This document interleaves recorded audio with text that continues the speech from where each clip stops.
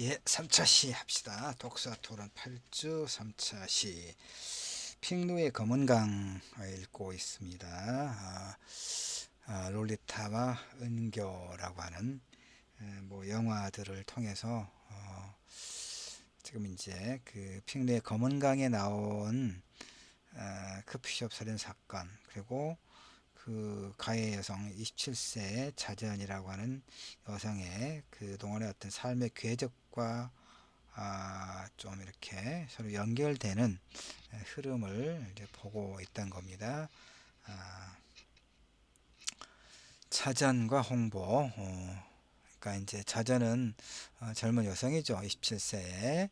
홍보는 뭐 70대에 돈 많은 이제 늙은 사업가고. 어, 자, 자전이 갈망하는 것은 소설에서요. 자전이 갈망하는 것은 여성 인물이죠. 27세 가해 여성. 자전이 갈망하는 것은 뭐냐?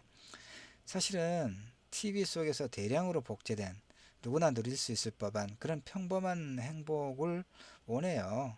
이를테면 뭐 커피숍 그 매니저 일을 하고 있으니까 돈을 모으면 이제 이렇게 작지만 예쁜 그런 커피숍을 하나, 자기 커피숍을 하나 하고 싶다는 욕망.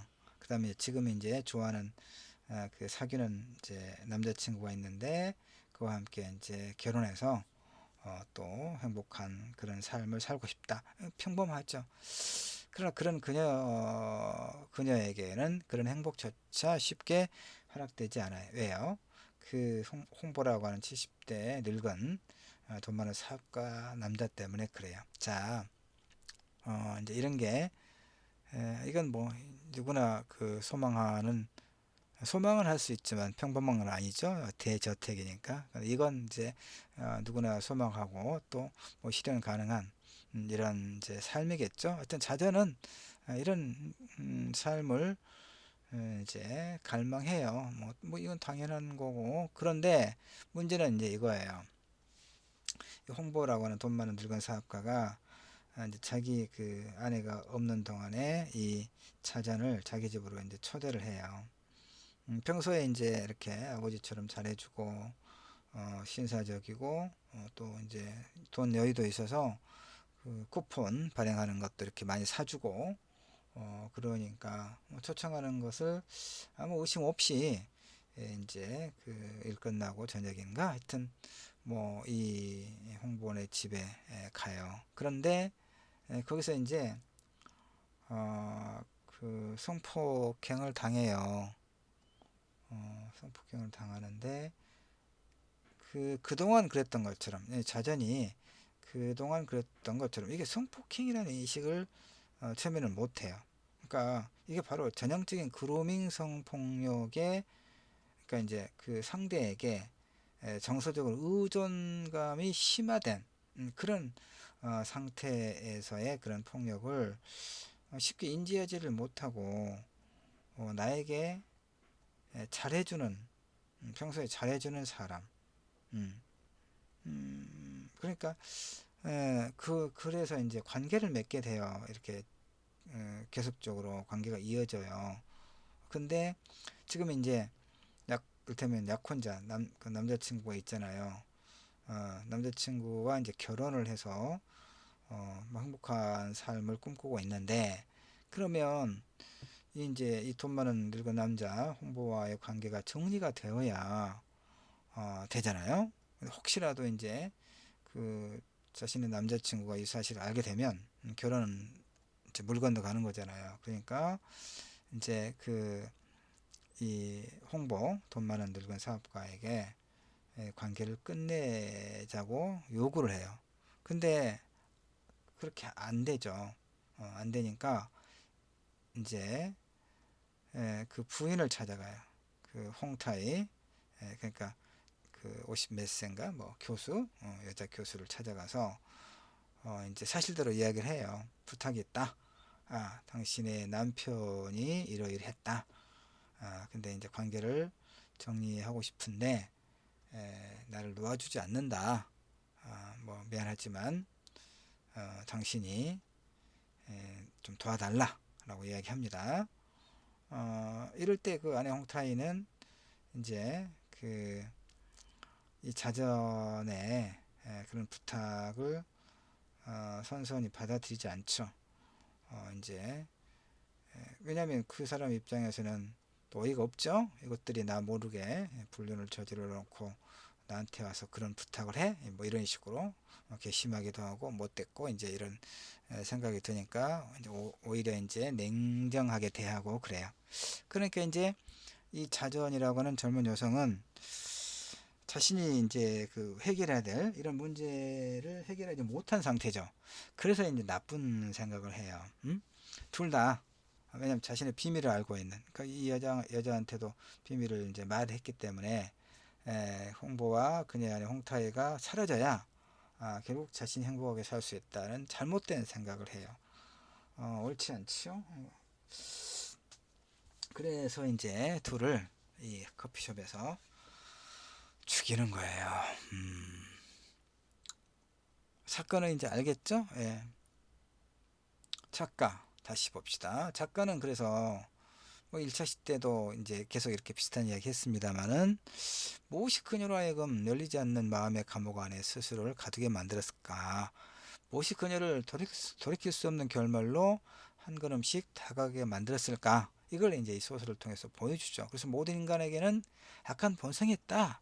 악한 본성이 밖으로 표출되는 것은 결코 가해자 한 사람만의 일이 아니다. 그러니까 이제 그 피해자 두 사람에 대해서도 윤리적으로 이제 그러니까 선한 피해자 라고 하는 그러니까 악한 가해자 대 선한 피해자라고 하는 이제 그런 어떤 그 일반적인 어떤 편견 이것을 이제 문제 삼고 있는 거죠.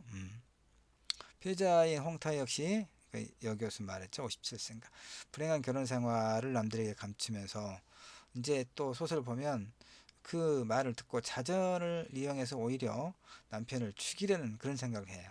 그래서 남편의 장례식을 상상하면서 새로운 생활에 대한 기대를 품기도 하는 이제 이런 상황인데 왜냐하면 남편이 이제 돈 많은 사업가인 줄 알고 나이를 20살 이상 더 먹었지만 그래도 늦게 결혼을 했는데 가서 보니까 실제로 돈이 많이 있는 것도 아니고 그다음에 이제 돈을 많이 그 생활비를 많이 내놓는다거나 그러지도 않고 오히려 자신의 돈을 갖다가 이제 쓰고 그러는 상황이 되는 거죠. 그리고 또 늙었기 때문에 이제 결혼 생활에서는 부부간의 또 성생활도 중요한데 별로 잘 어떤 뭐 만족스러운 상황도 아니고 그러니까 그야말로 이제 결혼 생활 자체가 후회되는 거죠. 근데 아까 쇼윈도 부부 2차 시에서 말했지만 그럼 남들한테는 또 그 시선 주변의 시선은 또 그렇게 보이면 자신이 너무 비참하니까 자존심도 상하고 그러니까 이제 아무 문제 없는 것처럼 또 가장하고 살아야 돼요. 그러니까 얼마나 고통스럽게. 그래서 이제 그런 데다가 그런 차에 이 자전이라고 하는 커피숍에 젊은 여성이 와서 이렇게 됐습니다라고 말하니까 오히려 그 자전을 이용해서 남편을 없애버릴 수 없을까 이렇게 궁리하고 있는. 그러니까 셋 다 그 문제가 있죠. 문제가 있죠. 여기서 가장 나쁜 사람이 누굽니까? 늙은 사업가. 그렇죠? 그렇지 않나요? 아니 모르겠죠. 모르겠어요. 사람에 따라서 어쨌든 그렇다 하더라도 두 사람을 살해한 이 자전이라고 하는 여성이 더 문제가 있다. 문제는 있죠. 문제는 있습니다. 자, 그러나 이 세 사람 다 절대적인 악이라든가 절대적인 선은 아니다. 최소한 그런 거죠. 어. 그래서 이제 우리 마음 속에는 이렇게 지킬과 하이드처럼 어떤 충돌하는 내면에서 누구나 충돌하는 그런 어떤 선과 악의 세계가 있다. 요 얘기로 지금 이제 이야기를 이어가고 있는 겁니다. 지킬과 하이드와 같은 그런 어떤 양면성이 우리 내면에 있다. 그 얘기예요.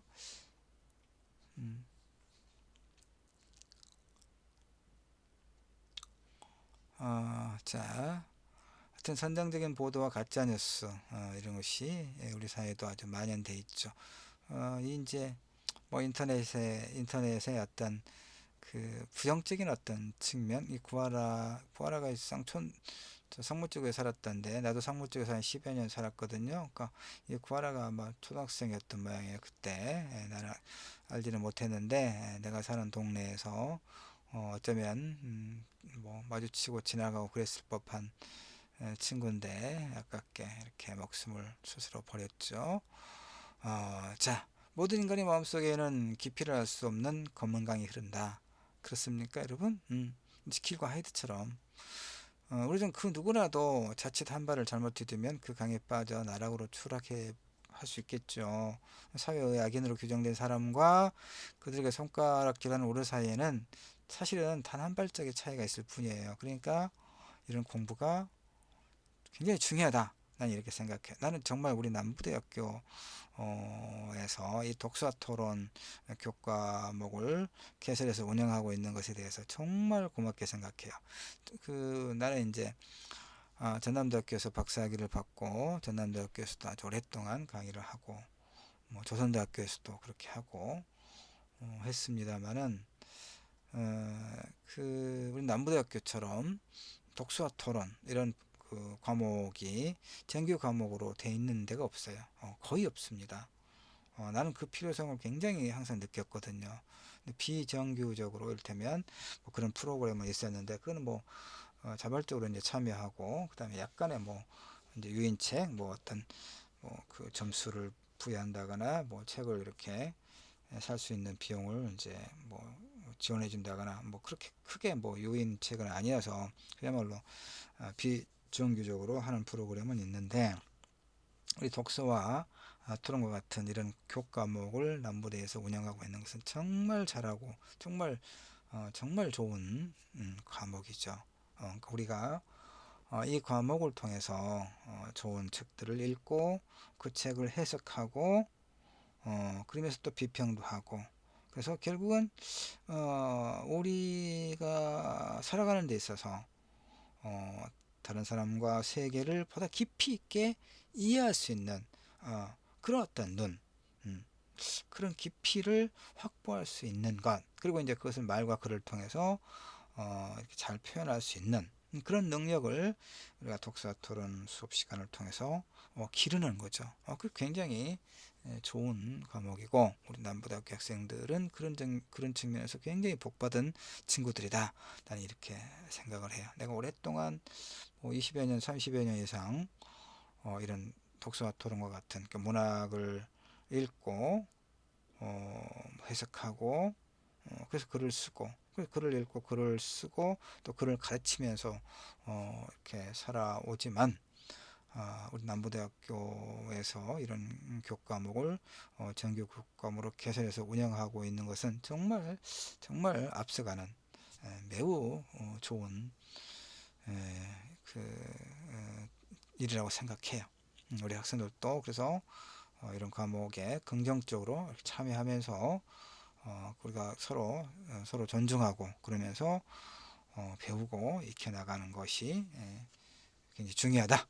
이렇게 생각합니다. 그래서 이번 8주차에서 이렇게 핑루의 검은강을 읽으면서 우리가 지금 합의하고 있는 것은 결국 뭡니까? 사람이든 무엇이든 너무 쉽게 판단하지 말 것. 판단하지 말 것. 그 이면에 어떤 진실이 있는가를 차분하게 객관적인 거리를 두고 차분하게 응시하는 그런 넉넉함이 필요하다. 이런 얘기를 계속 하고 있죠. 자, 이제 그 사형제도로 좀 연결해 봅시다. 이제 묻지마 살인 사건이라고 하는 게 굉장히 많죠. 우리에게 우리 많습니다. 묻지마가 뭡니까, 여러분? 이제 내가 계속 이 수업을 하면서 이걸 굉장히 강조하고 있습니다. 혹시라도 잘못 이해하면 안 되니까. 어떤 이유로도 사람의 생명을 해치는 것을 정당화할 수는 없습니다. 다만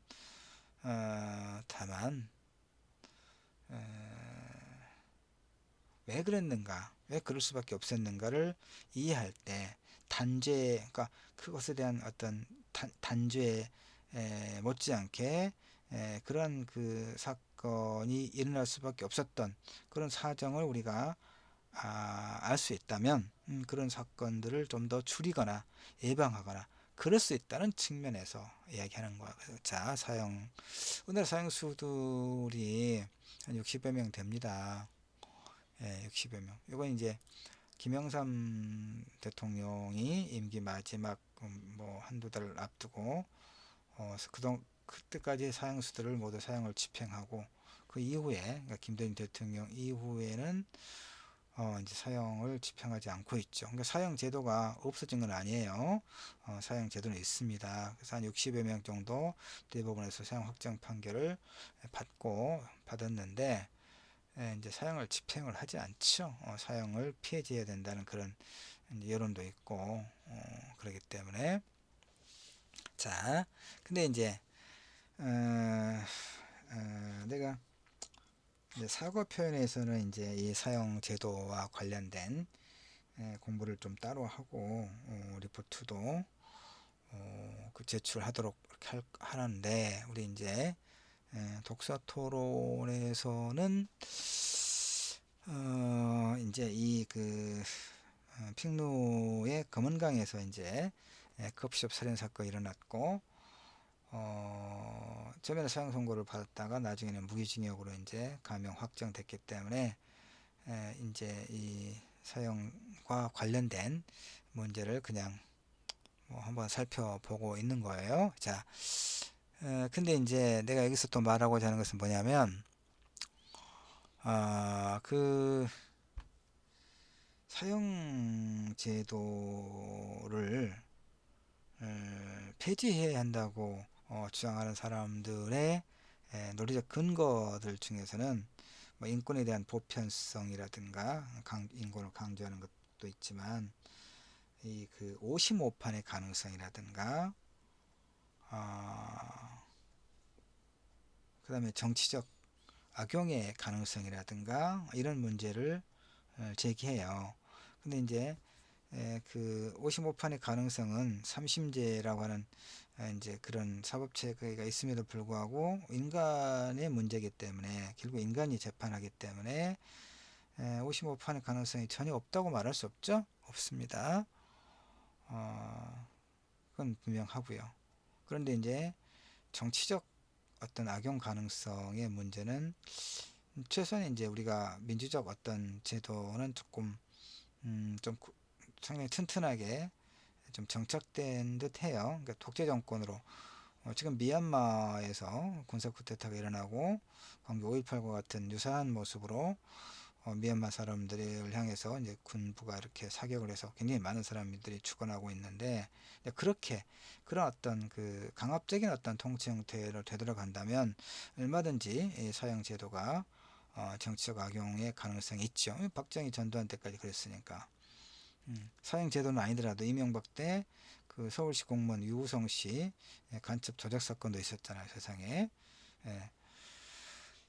그런데 이제 지금 내가 말하고자 하는 것은 뭐냐면 현재 사형수 60여 명 중에서는 정치적 악용 가능성 전혀 없고 오심오판의 가능성이 전혀 없이 그들의 범죄 악랄한 그 살인과 성폭행과 시체 유기와 이런 범죄가 명명백백하게 증명된 경우다. 그러니까 이들에 대해서는 사형 집행을 해도 아무 문제 없다. 뭐 그런 얘기를 좀 내가 하고 싶은 거예요. 음.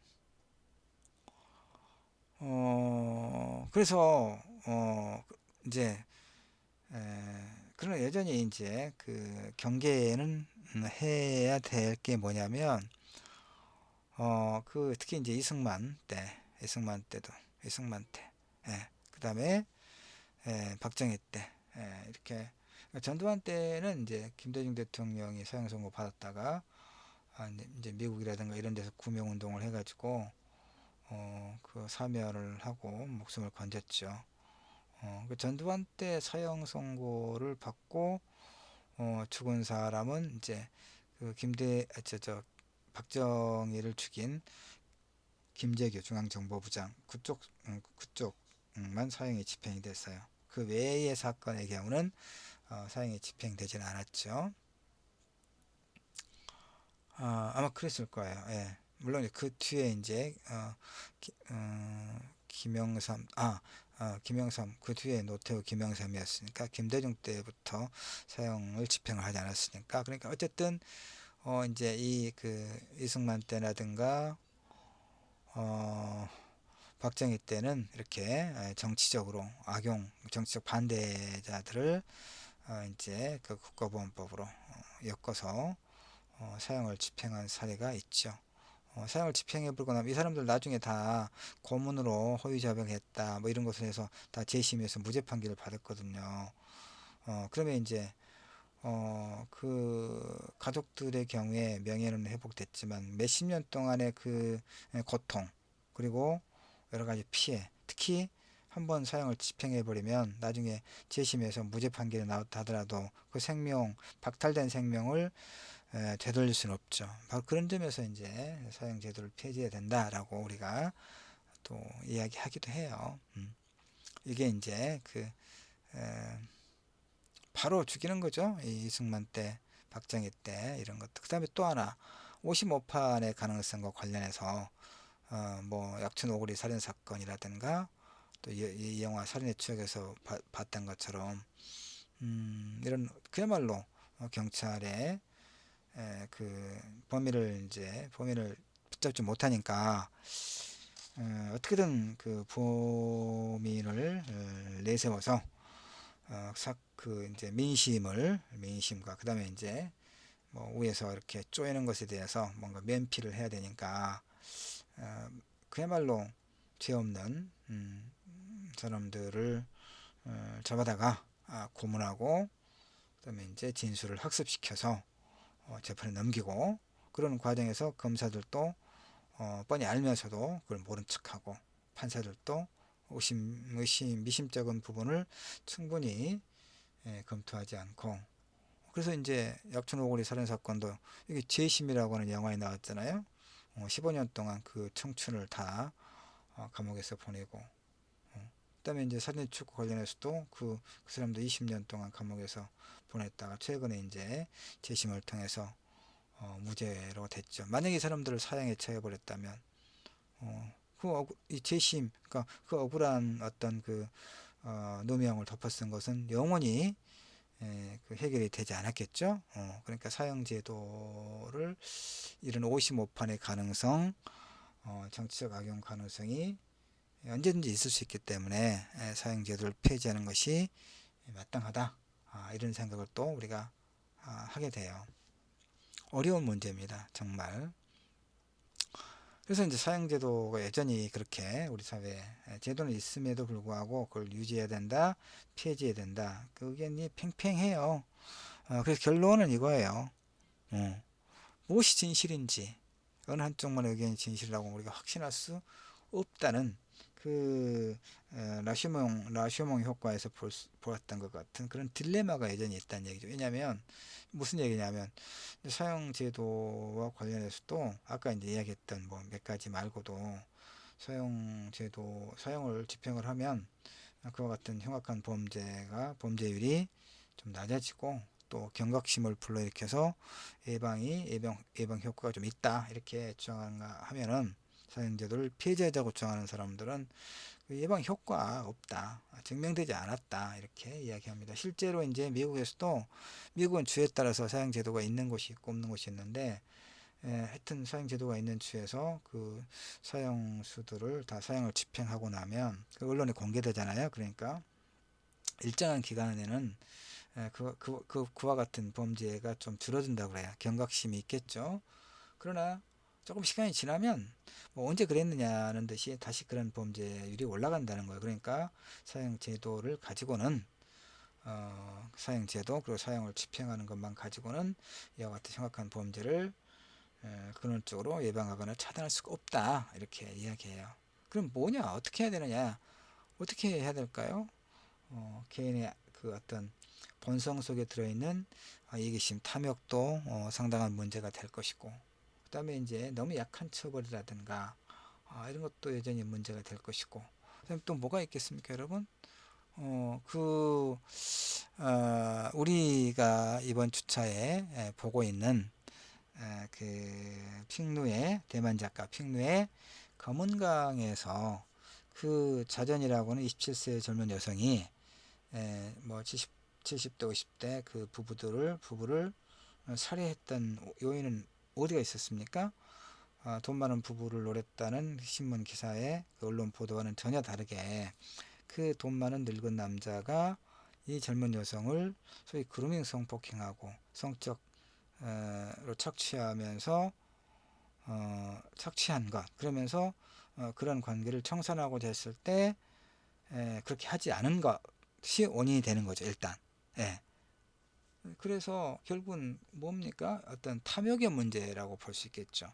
여성을 성적 대상화하는 문제. 그러니까 우리가 그 7주차에서 2차 시와 3차 시에서 오만과 편견을 공부할 때 그 어떤 사랑의 감정과 어떤 그 사랑의 어떤 비틀린 왜곡된 욕망은 서로 다른 거다라고 우리가 이야기했잖아요. 그러니까 그래서 우리는 항상 그 어떤 사랑의 진정성의 문제, 다른 사람과의 관계에서도 어떤 진정성의 문제를 우리는 늘 점검하고 주의 깊게 사고하고 그렇게 필요해요. 그래서 결론 이제 에, 사회 구조를 좀 더 평등하게 바꾸는 어떤 노력도 굉장히 중요하다. 난 이렇게 생각해요. 왜냐하면 이 불평등한 사회적 관계 속에서 는 이런 그 범죄 행위가 만연돼요. 음. 그 다음에 이제 개인과 공동체의 어떤 그런 윤리 수준을 어떻게 높일 것인가. 지금 뭐 최근에 그 LH 사태에서 볼 수 있는 것처럼 그 비밀 어떤 정보, 내부 정보를 이용해서 땅 투기를 한다거나 아파트를 싹쓸이 한다거나 이건 뭐 고위 공직자들 너나 없이 LH뿐만 아니라 뭐 국회의원도 그렇고 뭐 시장 어디 광양 이거 뭐 광양시장 뭐 하여튼 이런저런 아주 뭐 상하 그러니까 진보나 보수를 가리지 않고 어떤 계층의 상하를 가리지 않고 기회만 되면 아주 그 한탕을 하겠다는 그런 그 어떤 그 과정이 중요한 게 아니라 결과를 중요하게 여기는 이 저열한 어떤 그 사회 구조, 어? 어. 불공정과 불평등이 만연하고 그 다음에 그 물질에 대한 가치를 절대적인 것으로 여기는 이런 어떤 그 구조의 문제, 그 다음에 직업윤리라든가 공동체 윤리를 망각한 그런 자들, 그리고 또 그런 범죄에 대해서 굉장히 처벌이 약하죠. 아주 처벌이 약해요. 정말 처벌이 약합니다. 그런 범죄에 대한 엄정한 처벌이 필요하잖아요. 그 다음에 이제 공부를 하는 거죠. 우리가 지금 그렇게 하고 있어요.